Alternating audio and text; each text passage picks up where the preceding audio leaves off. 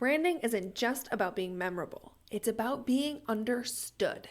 People don't buy because your brand looks pretty, they buy because it feels right to them.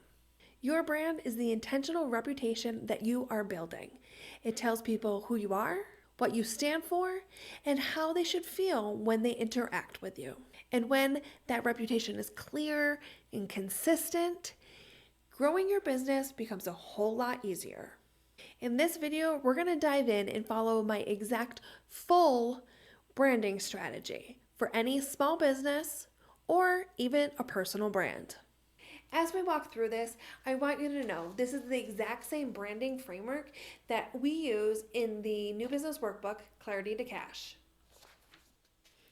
If you don't know me, my name is Heather Blake, owner of Learn Business U. I started in my first business about 25 years ago when I was still in high school. I've started other businesses since then, and I've helped many others to do the same. Let's dive in. Before we get into how to build your brand, let's talk about what a brand is, what it isn't, and I feel like there are so many people out there that just really don't understand what a brand is and the effects that it has on your business. Now, a lot of people think of branding as logos or colors or fonts, and that is part of the visual brand, but that is not what a brand is. That's why I often explain branding as your reputation, but not just any reputation, it's your intentional reputation. And believe me, you want to be the one in charge of the story that people are telling and thinking of you. So if you do not intentionally create a brand, people will decide it for you. It's like in high school when there's rumors floating around about somebody. That is their reputation, whether it's because they specifically did something themselves or because others started the rumor and created their reputation for them. So just like in high school, we want to create our own reputation and not let others do it for us. So branding is that feeling people have when they first interact with you, when they get to know you, when they think about you after you've already left the room. Those things are branding. Let's use this as an example of the effects of branding. Let's talk about two different people. You've got a person that you don't like and a person that you're really good friends with.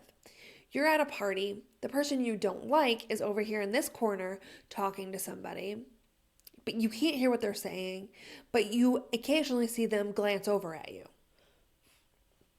On the other side, you have one of your best friends over talking to someone. Again, you can't hear what they're saying, but occasionally you see them glance over at you. Both groups are smiling when they glance at you. The person you don't like, you immediately assume that there's something going on there, that they're having some sort of conversation and they're just smiling to cover it up because they're being petty or whatever it is. The person you're friends with, they smile over at you and you're like, oh, they're saying something nice about me or they're just kind of acknowledging me. Well, what you think of those conversations may or may not be true, but it is your perception based off of what you already think about that person. So when you think about a brand you do or don't like, what you're thinking may not be true, but it is your perception of that brand. We need to make sure that we are the ones narrating that story, that we are making sure we do everything possible within our abilities to give them all the information that sets them up to like our business if they are the right fit for it. And if they are not, set them up in a way that they like our company enough that when they know someone that's the right fit for it, they're willing to spread the word for us. Now we're going to go through the different steps of branding, and all of these pieces are going to equal our entire brand, and they are going to help us to build our reputation. Now, personally, I am teaching this for small business owners, but you could be a personal brand as well. You could be a high school student trying to get recruited by a D1 college for football, and you need a personal brand. You could be trying to up level your career and you need to have a brand. So I believe anybody with any drive or intention this day and age needs to have their own brand. But we are going to talk specifically today about your small business and how you can brand it to help people love your business. And not just love it, but want to buy from it and want to be loyal to it. Now, a lot of people start branding backwards. They think, what do I want it to look like? When what they should be asking is, what should my brand communicate? If someone can't quickly understand who you are, what you do, and what your brand stands for, no amount of pretty logos or colors will make them buy from you. So a brand is like a shortcut in someone's brain. It answers these subconscious questions. Is this for me? Do I trust them? Do I keep paying attention? Branding is an intentional signal that tells someone whether or not to keep going. You already have a brand. The question is, are you deciding on it or are other people doing it for you?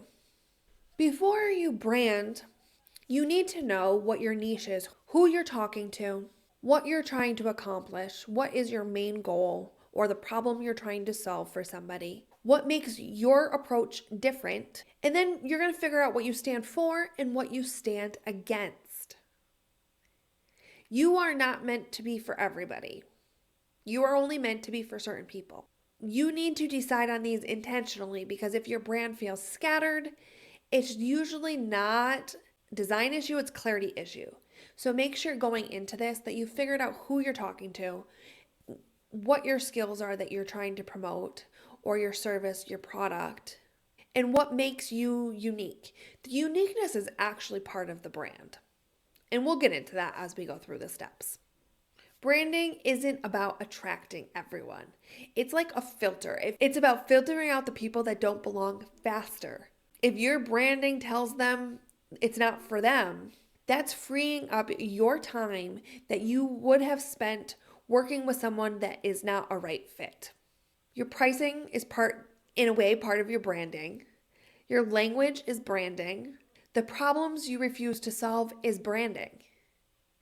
Strong brands repel people just as much as they attract. This is where people usually understand building a business conceptually, but where they struggle to figure out how to apply it to their own business. That's exactly why the workbook takes you through this step by step. So there's no guessing or having to start over and over and over.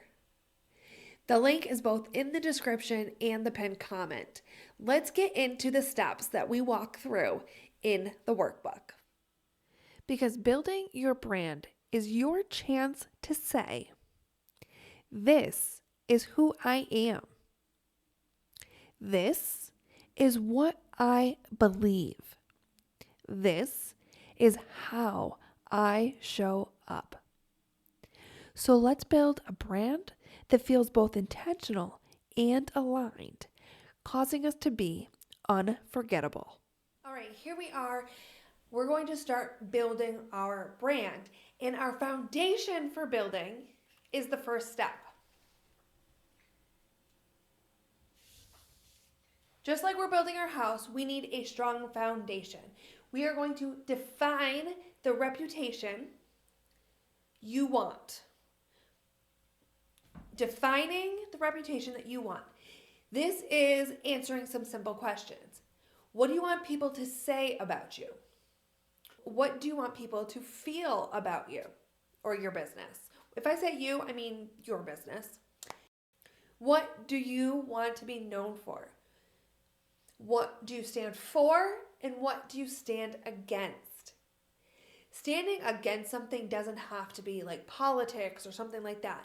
It doesn't have to be something huge. Like, I stand against hustle culture. I do not believe in hustling and burning out, being overwhelmed, and forgetting the rest of your life. I believe in building a business that fits your life and helps improve your life so you can be there for yourself, your family, and your loved ones. That's one thing I stand for and one thing I stand against. So those are super simple. So take a moment and define those. You can take notes if you want to, or you can grab your copy of the New Business Workbook. Step 2.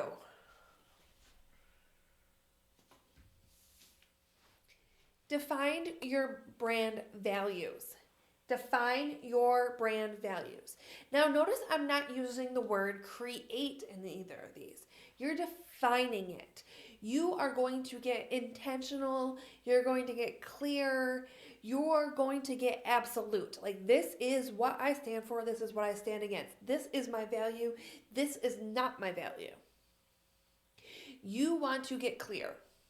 You can use words like family, freedom, confidence, spreading joy, kindness, inclusive, learning, adventure, authenticity, growth. Think of a lot of words or values that you can have. Write out a few, 3, 5 values. I suggest definitely having 3 things that you strongly believe in. Then I want you to figure out how those affect your business. What does that mean to your business? When you're describing what it means to your business, I want you to use I statements.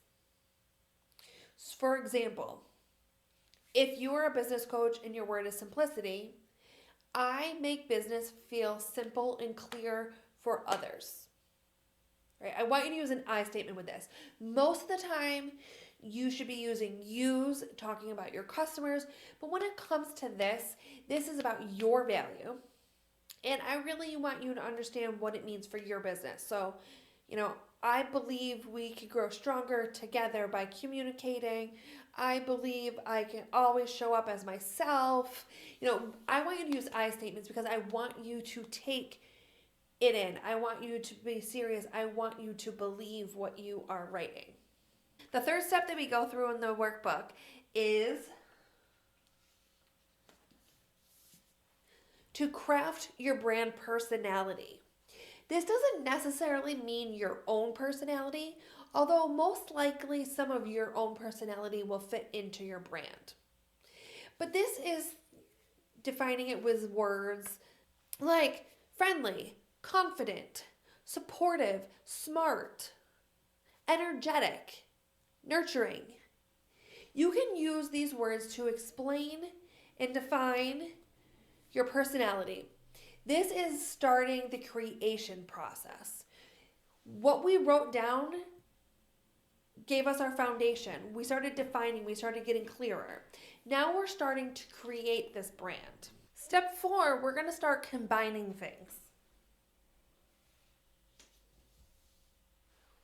You are going to create your brand promise. So you're going to combine words that make people feel, your personality, your values. You're going to start combining these all, and you're going to make a brand statement. So this is the heart of your business, the promise that you make to your customers. So when they interact, they always know what to expect from you. Said it another way. Every time someone experiences your brand, this promise should show up. Here's some examples. I make business feel simple, doable, and fun. I create handmade products that bring calm and joy to everyday life.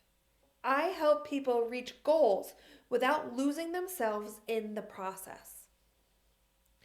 So these are simple statements, but they have a huge impact, and I highly suggest keeping this statement, this promise that you create, somewhere handy where you can see it, so you're always reminded of what your purpose is and what you are promising your customers.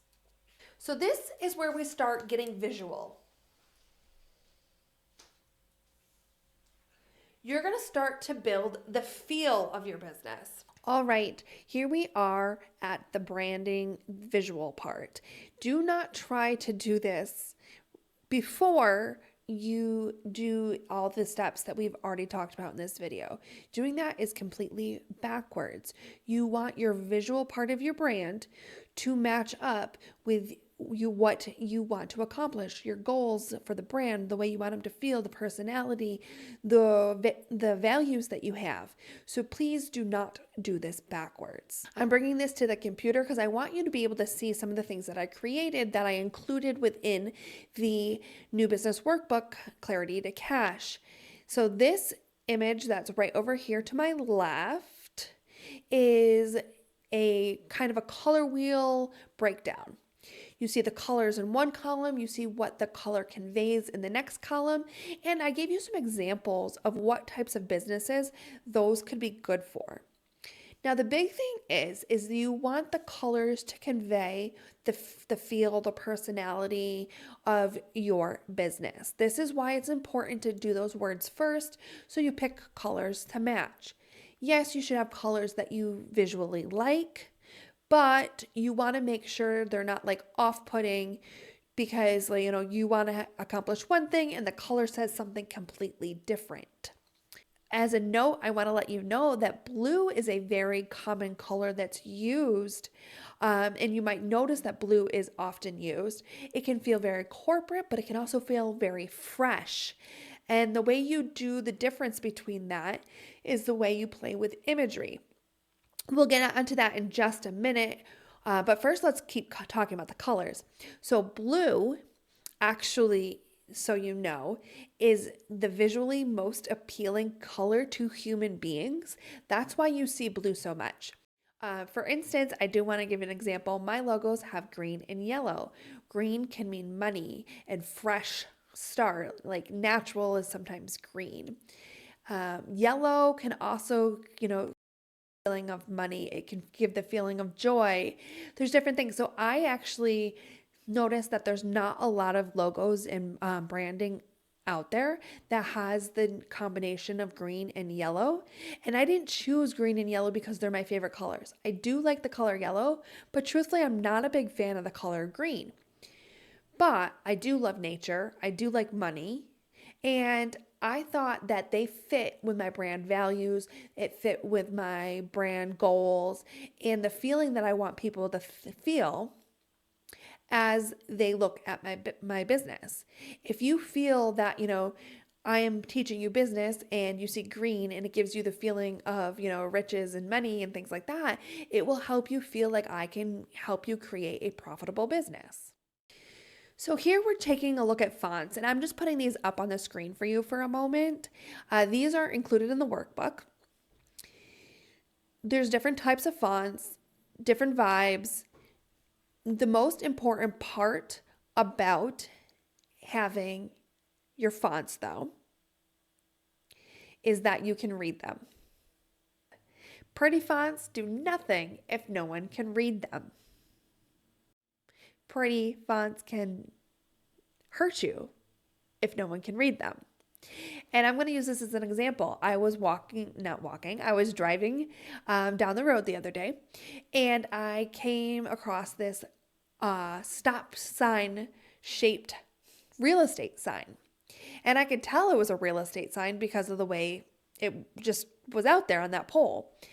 And it was red, and at the top was black, with a little white words, which when I got closer could see that it said for sale. There was something at the bottom, I don't even remember what it said. And in the middle of this red stop sign, basically, was some white words that I couldn't read. I actually pulled up, not because I really was curious, because if I was curious about buying this property, I wouldn't have stopped, most likely. But I stopped because I was curious as a graphic artist and as someone who helps teach this stuff. I pulled up next to it and took me a few seconds before I could even read what the real estate agent's name was. So do not put yourself in a box of not being able to be viewed and read, and if it's not legible, readable, People will most likely not, 90% of the time, maybe more. I made up this stat, but I'm guessing it's pretty specific, pretty accurate. Most of the time, people are not going to intentionally go out of their way to figure out what your information says. Let's talk about visuals. So this is what I was saying with like the color blue. Different visuals can help convey different feelings. So you have this picture down below of the woman with the blue jacket. She has a very business corporate feel. But if it was blue with the ocean, that would be a completely different feel. So depending on the imagery that you're using, depends on that feeling that you're conveying. You can see these are just selections of images that I pulled from Canva to show you how different images can convey different feelings. And I'm going to put some words to those. Let's look at those. There we go. So here's some different words that you could use to explain these. Warm, dark, moody, joyful, playful, natural, right? So the crayons are very playful. They're joyful. The sneakers below those are joyful. You know, you have some like the window with the light coming through that's really dark. That's kind of moody. So it's got a natural moodiness to it. It's a little bit dark, but not too dark. You know, you have the ones that feel natural, like the woman standing on the chair in the water. The lotions with the ivy around it. Those feel natural. You have joyful, warm. Actually, dark with bright colors actually makes things feel pretty warm. So you have like bright light can make things feel warm, but also like the makeup that's dark, but then you have the warm tones that can make things warm as well. So just know that your different visuals can make people feel different things.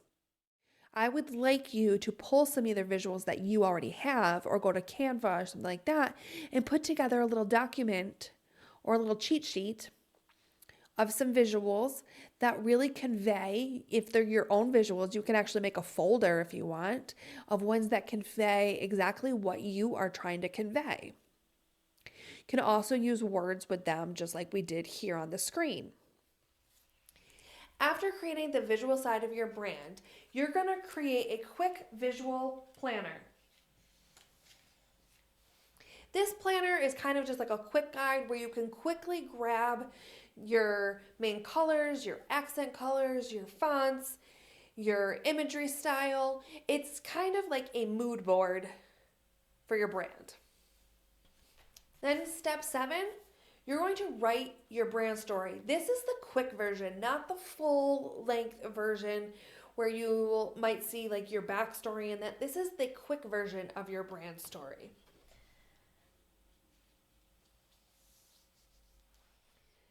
So I am going to read to you what your brand story shows. You are going to write this down.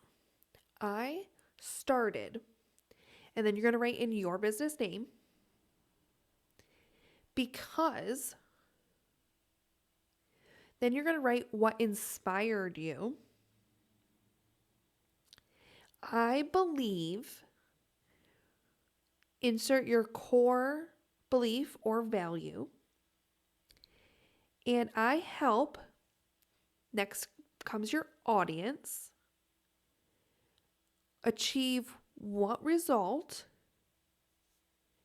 through how you do it. This can be left blank if you don't know yet.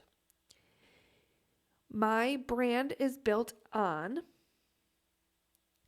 your main value or feeling. So every time someone connects with it, they feel, and you're going to write the emotion you want to evoke. So I started my business named because what inspired me, I believe, core value or belief, and I help my customer achieve what result through how you do it. My brand is built on your main value, my main value, or feeling. So every time someone connects with it, they feel the emotion you want to evoke from them. Keep in mind, this is not an ad. You're not trying to sell something. This is your why you created this business. Okay, we've just been through the entire branding framework, through the entire system that I use to help my clients to create their brand. But there is one thing that I need to mention, and that is consistency. Consistency isn't boring. Consistency means you're recognizable. Your brand should feel familiar, not repetitive. So you want to make sure that you're consistent through all of everything that you do. Through your social media, your website, any marketing that you do, through your products, through the way you speak to people about your business. You should make sure everything is consistency. But consistency doesn't mean saying the same sentence over and over and over and over again. It means the emotional promise stays familiar. You can evolve your visuals, you can refine your messaging, but your core identity stays the same. And by the same, I mean the same feel, the same emotion. It should be familiar, not identical. If you keep changing your brand, well, let's say this first. Evolving can be necessary, but evolving and changing and rebranding just to do it is not good. You do it intentional.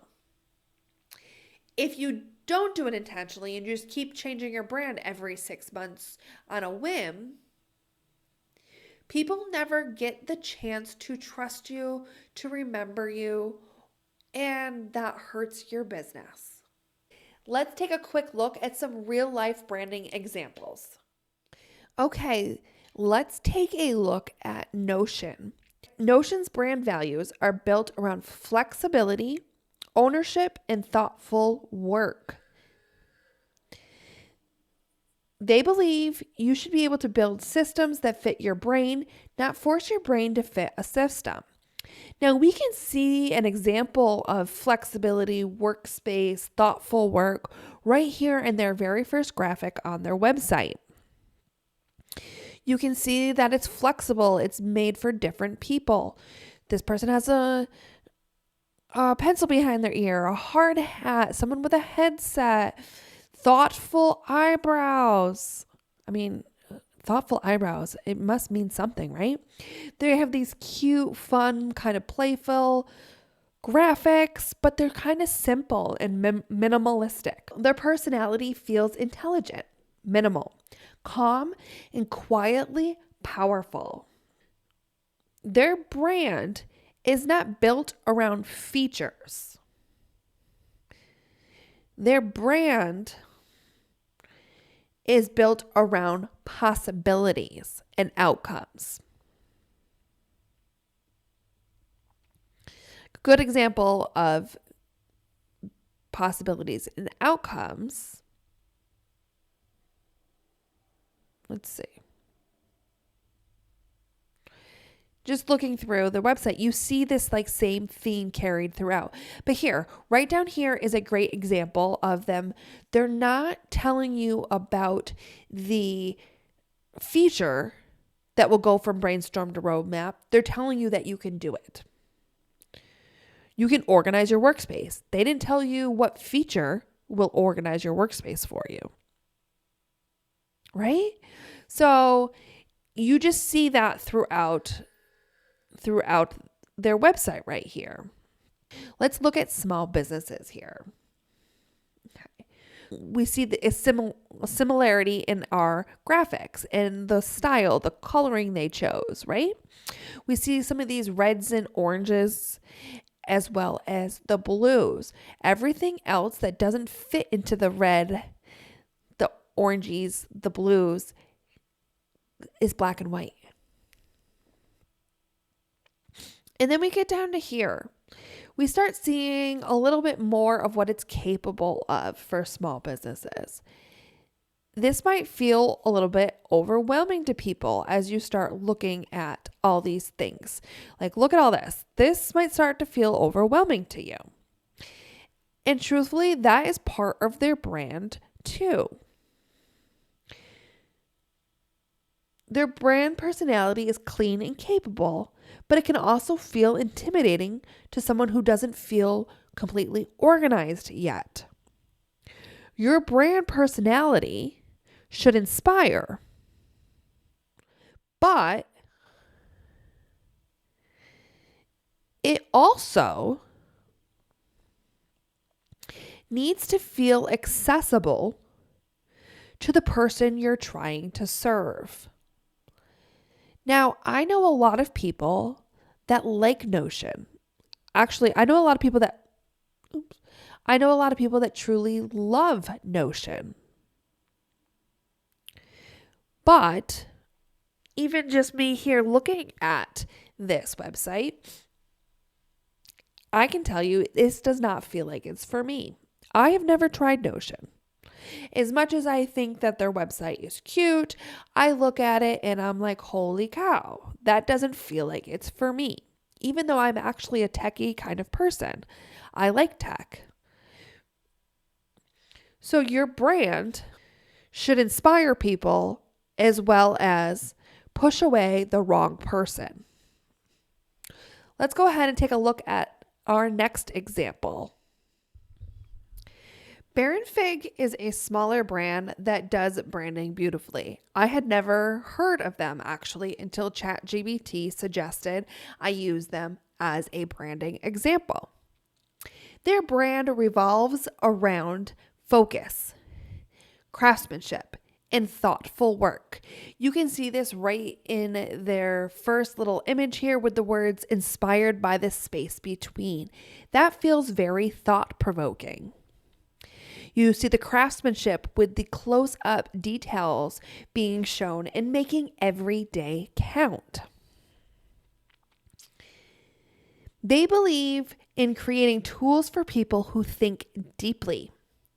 Their personality is minimal, reflective, artistic, but disciplined. You can see the artistic right here. It's a framed pen, like a framed piece of art, actually inspired by Starry Night by Vincent van Gogh.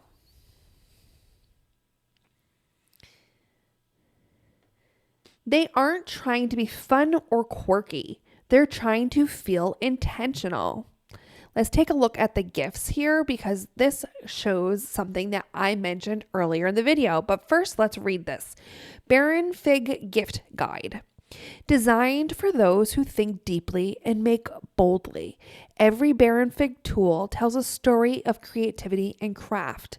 That right there says a whole lot about their brand. Now, I want to point out these prices here.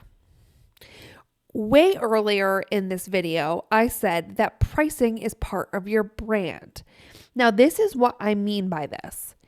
They are not trying to appeal to the masses. They are not trying to appeal to just everyone. If you are going to buy a Winnie the Pooh pen at $95, you are a specific type of person. And this is appealing to that person. And that's why they don't appeal to everyone. They are specific in who they are appealing to. They're very intentional. But the people who resonate with that identity, they connect deeply. Strong brands choose alignment over mass appeal. Let's take a look at another one. Now let's look at something completely different. Liquid Death. This is canned water, branded like a heavy metal band. And let me just tell you, I've seen this in the store and I never knew it was water. I always assumed It was specifically an energy drink and not actually sparkling energy water. Their core brand value isn't hydration, it's disruption, entertainment, and anti boring, which you can absolutely see right here. This is anything but boring. Ooh, we had a little freak out there with the computer. Less sugar, huge flavor. Less sugar, great tea. Deadly Mountains, delicious water. I mean, this is a completely different feel than, for instance, think of some of your other waters. Evian, right? There we go. Very different feel. This is a still artisan water right there. Sparkling artisan water.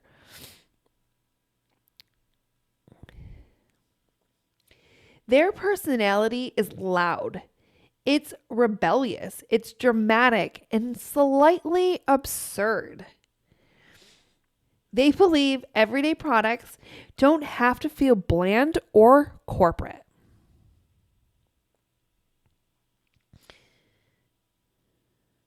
Everything from the name to the skull logo to the copy on the can and on their website leans fully into that identity. Look at this. We have a coffin-shaped flask. Killer merch. Ride or die tea. They're not trying to feel calm or trustworthy in a traditional sense. They're trying to feel bold and unforgettable. And here's what is super powerful about that. You instantly know whether it's for you or not. You can make a choice pretty quickly. Some people love it. Some people think it's ridiculous. That's strong branding.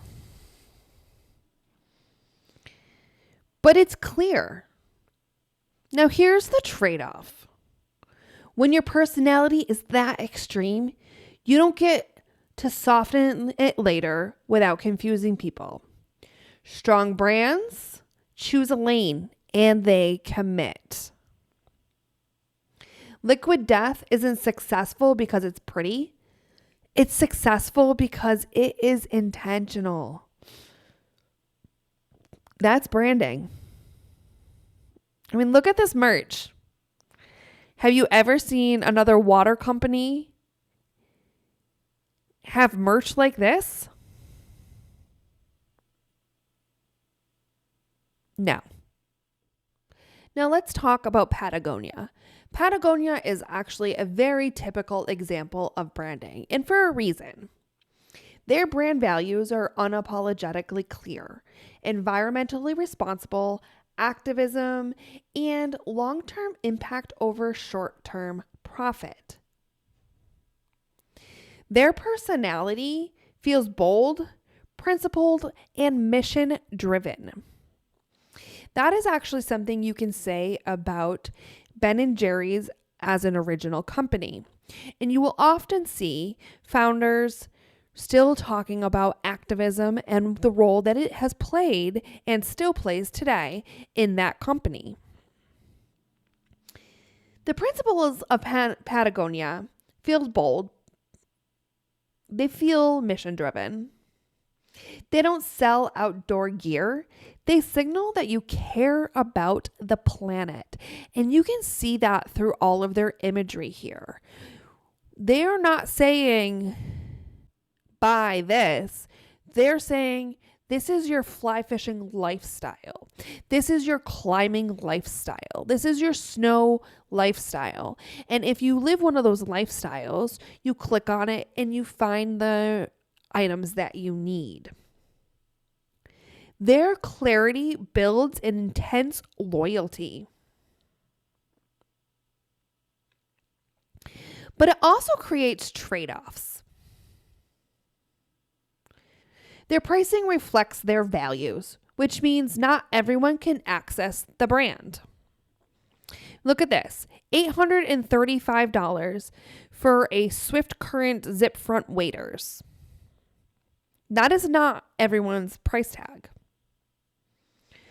But strong branding requires commitment. If you are worried about what the business that you're buying from does to the environment and what they believe in, you are going to be willing to pay higher prices. When your values are clear, they guide your decisions, even the hard ones. All right, then there is Trader Joe's. You immediately see a difference in the way this website looks from anything we've looked at yet so far. Their brand values revolve around simplicity, approachability, and discoverability. That looks delicious. So well thought out and planned as a photograph. They want grocery shopping to feel human, not corporate. Their personality is friendly, slightly quirky, neighborhood market energy. Even their product names and in-store signage reference that tone. Now here's where branding gets practical. If that tone isn't carried consistently across location to location, the experience can feel uneven. Branding isn't just messaging, it's experience.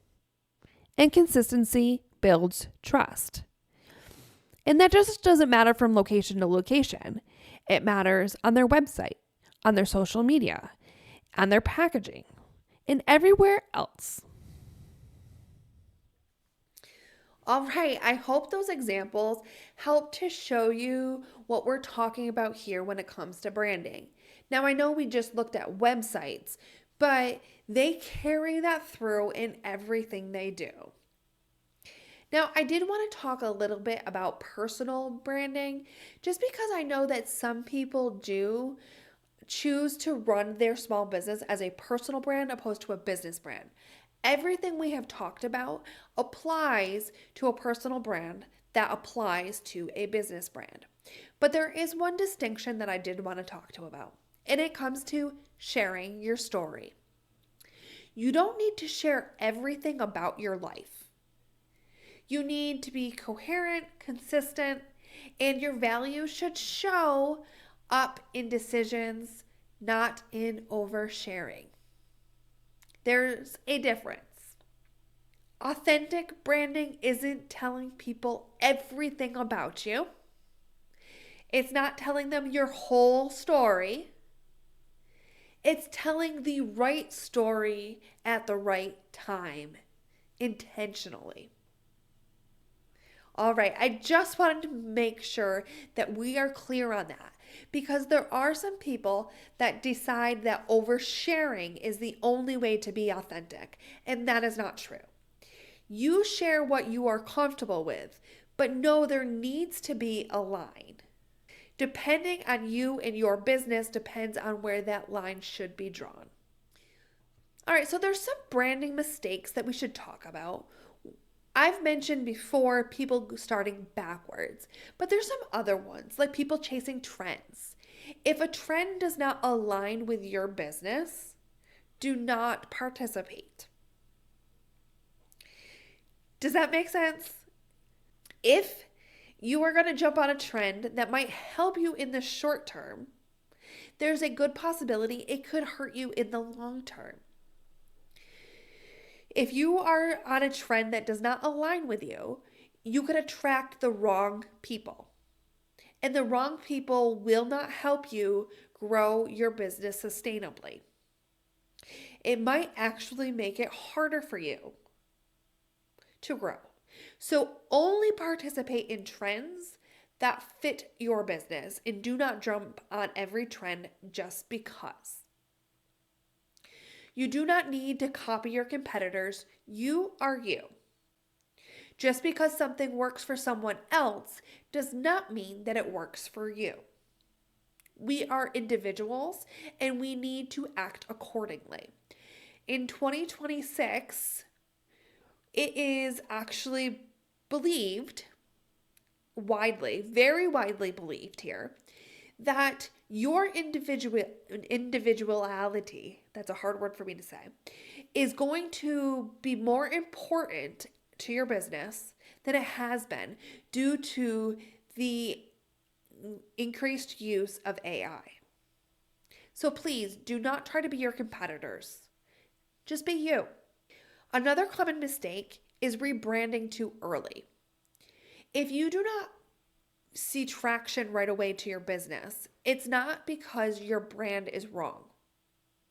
It's because you need to give it time. You need to stick with it and show consistency. It takes time to build a business. No one just blows up overnight without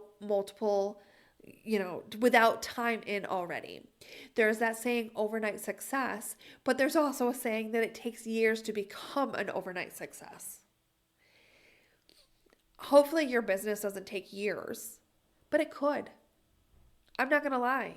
Depending on your business, depending on your market, it might take a long time and you need to stick it out.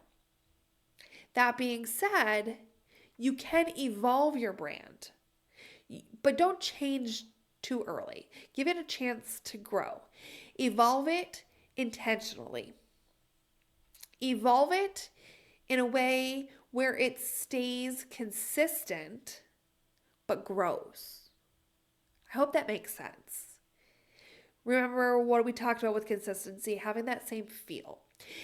And underneath all these problems with people rebranding too early and confusing evolution, whether or not they can evolve, the problem is that they really are skipping the clarity portion. That's exactly why my branding framework that we walked through and the one in the workbook, that's why we start with clarity first and not jumping straight into design. It starts with clarity. We walk through defining who you are, how you want people to feel, who you serve, the emotional experience, the words that just explain who you are and your values. So that way, when you create your visual side of your brand, it actually means something. Because branding your business isn't just about looking pretty or making it be decorative. It is your intentional reputation. If branding has felt confusing to you at all, overwhelming, scary, here's the question I really want you to ask yourself. What do you really want people to understand about you before they ever buy from you or work with you? If you want help turning that answer into a clear, intentional brand, the branding section of the workbook walks you through that exact process, step by step. And if you want help walking through those steps, I just created Heath, your new clarity coach. It comes with your workbook as a bonus and will help guide you. I literally just created this ChatGPT to act like me to help you through the workbook whenever you get stuck or need help getting clearer. And if you've been watching this training and at any point you thought, oh, I finally get it, that's what branding is supposed to do for me. Drop a comment below because I really want to hear those aha moments and what clicked for you. And if this has been helpful, stick around, subscribe. I'm here to help you build a business that you can be proud of.